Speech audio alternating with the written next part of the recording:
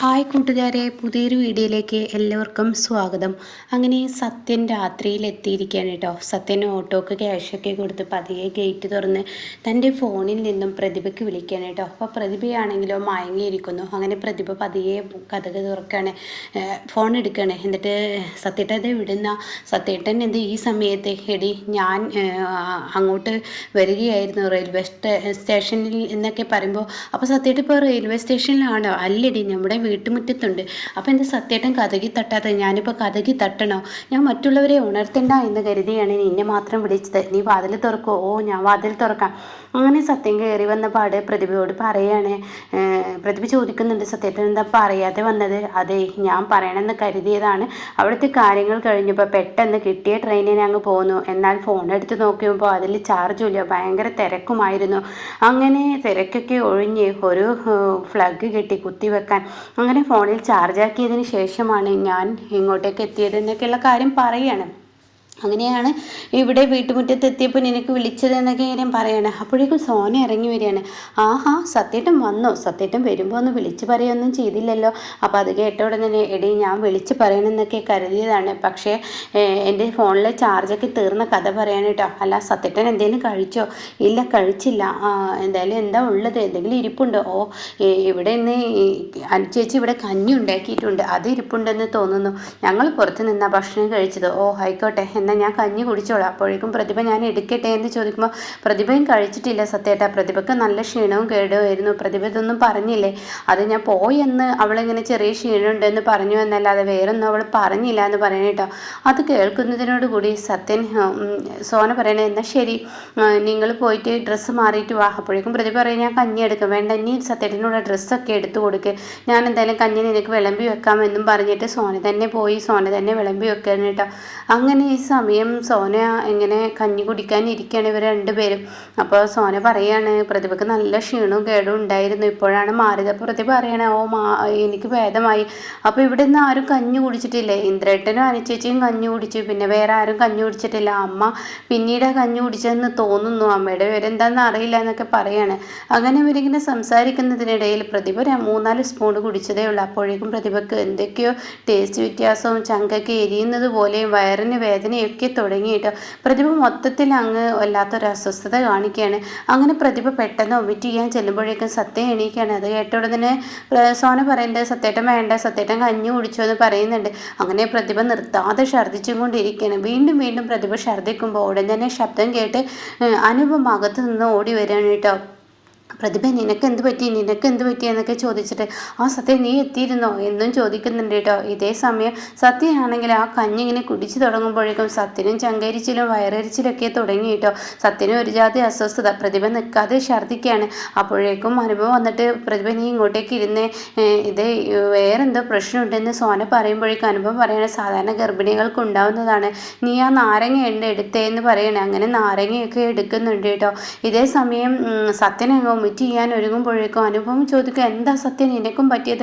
അതെ, ആ കഞ്ഞി, ആ ഭക്ഷണത്തിൽ എന്തോ കുഴപ്പമുണ്ട്. അപ്പോഴേക്കും ഇന്ദ്രനെ ഓടിയെത്തിയിട്ടോ. എന്താ പ്രശ്നം എന്ന് ചോദിക്കുകയാണ്. ആ കഞ്ഞിയിൽ എന്തോ കുഴപ്പമുണ്ട്, ആ കഞ്ഞിയുടെ പ്രശ്നമാണ്, ആ കഞ്ഞിക്ക് എന്തോ ഫുഡ് പോയ്സൺ എന്തോ ബാധിച്ചിട്ടുണ്ടെന്ന് പറയാനേട്ടോ സത്യൻ. അത് കേൾക്കുന്നതിനോടുകൂടി, എന്താ ഈ പറയുന്നത്? ഞാൻ ഇന്ദ്രേട്ടനും കഴിച്ച ഭക്ഷണമാണല്ലോ, പിന്നെ എങ്ങനെ?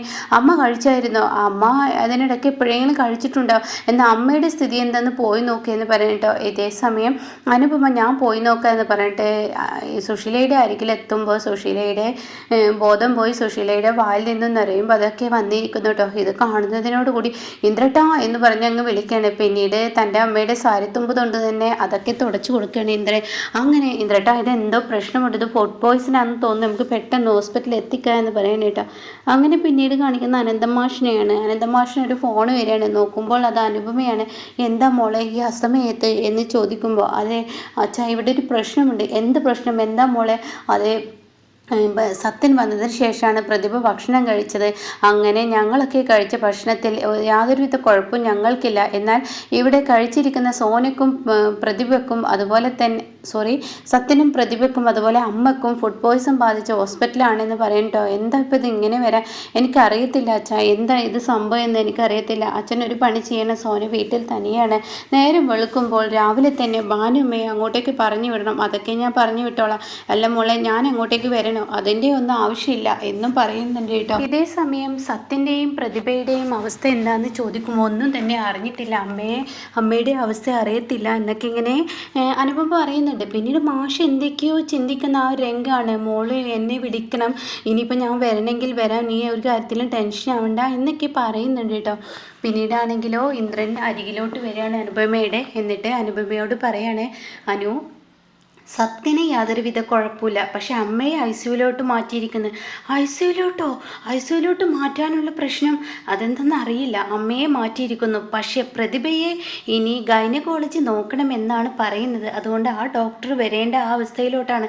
അപ്പോൾ ഇനി പ്രതിഭയ്ക്ക് എന്തെങ്കിലും കുഴപ്പമുണ്ടാവുമോ അതൊന്നും അറിയത്തില്ല. പ്രതിഭയ്ക്കാണെങ്കിൽ 2 മാസമേ ആയിട്ടുള്ളൂ, ഇനി എന്തെങ്കിലും പ്രശ്നം വരുമോ എന്നൊക്കെ പറയുമ്പോൾ ശ്യാം ഓടിക്കൊണ്ട് വരുന്നു കേട്ടോ. അപ്പോൾ ശ്യാമിനോട് ചോദിക്കുകയാണ്, എന്താ ക്ഷമ വിവരങ്ങൾ? അതെ, മരുന്ന് വാങ്ങാൻ പറഞ്ഞിട്ടുണ്ട്. അപ്പോഴേക്കും ഇന്ദ്രൻ പറയാണ്, നീ പൈസ എടുത്തിട്ടുണ്ടോ, പൈസ വേണമെന്ന് ചോദിക്കുക. അതൊന്നും വേണ്ട, ഞാൻ പോയി വാങ്ങിച്ചോളാം എന്ന് പറഞ്ഞിട്ട് ശ്യാം പോവാണ്. നിങ്ങൾ പെട്ടെന്ന് പ്രതിഭയുടെ ആ ഭാഗത്തോട്ട് വരൂ, ഡോക്ടർ വരുന്നുണ്ടെന്നാണ് പറഞ്ഞത് എന്ന് പറഞ്ഞിട്ട് പ്രതിഭയുടെ ഭാഗത്തോട്ട് പോകാൻ അനുപമയോട് ഇന്ദ്രനോട് പറയുന്നു കേട്ടോ. പിന്നീട് കാണിക്കുന്നത് ഭാനുമ്മയാണ്. ഭാനുമ്മ കഥകിലിങ്ങനെ തട്ടുന്ന രംഗാണ്. അപ്പോഴേക്കും നേരം വെളുത്തിരിക്കുകയാണ്. സോന പതുയെ കഥക് തുറക്കുകയാണ്. എന്താ ഭാനുമ്മ, അത് രാവിലെ തന്നെ ഇങ്ങോട്ടേക്ക് ആർക്കെങ്കിലും എന്തെങ്കിലും? ആർക്കും ഒന്നും സംഭവിച്ചിട്ടില്ല, ഞാനിവിടെ വന്നത് ഭാനുമ്മ കാര്യങ്ങളൊക്കെ അറിഞ്ഞിട്ടാണോ? അനുപമ വിളിച്ചിട്ട് എല്ലാ കാര്യങ്ങളും പറഞ്ഞു, അതുകൊണ്ട് നീയും കുഞ്ഞുങ്ങളും ഒറ്റക്കാണെന്ന് പറഞ്ഞതുകൊണ്ട് ഇങ്ങോട്ടേക്ക് വന്നതാണ്. സത്യത്തിൽ എന്താ സംഭവിച്ചത്? അതൊന്നും എനിക്കറിയില്ല ഭാനുമ്മ, എൻ്റെ കൈകാലുകൾ വിറച്ചു, ഞാൻ പെട്ടെന്ന് കതകടിച്ച് ഭക്ഷണപാത്രം പോലും എടുത്തു വെക്കാതെ ഞാനങ്ങ് ഉറങ്ങാൻ പോയി എന്ന് പറയട്ടോ. ഇതേ സമയം നമുക്ക് ഇവിടേക്ക് ഒന്ന് ക്ലീൻ ചെയ്യാൻ വായോ? അപ്പോൾ സോന പറയുന്നുണ്ട്, കഞ്ഞി വെച്ച പാത്രം അവിടെ ഇരിപ്പുണ്ട്, അതെന്തായാലും മാറ്റണ്ടല്ലേ? അതും മാറ്റണ്ട, അതവിടെ ഇരുന്നോട്ടെ. അപ്പോൾ സോന പറയണേ, എന്തായാലും വിഷാംശമാണെങ്കിൽ ഇനിയിപ്പോൾ അത് ടെസ്റ്റ് ചെയ്യാനൊക്കെ കൊണ്ടുപോകേണ്ടി വരുമല്ലോ.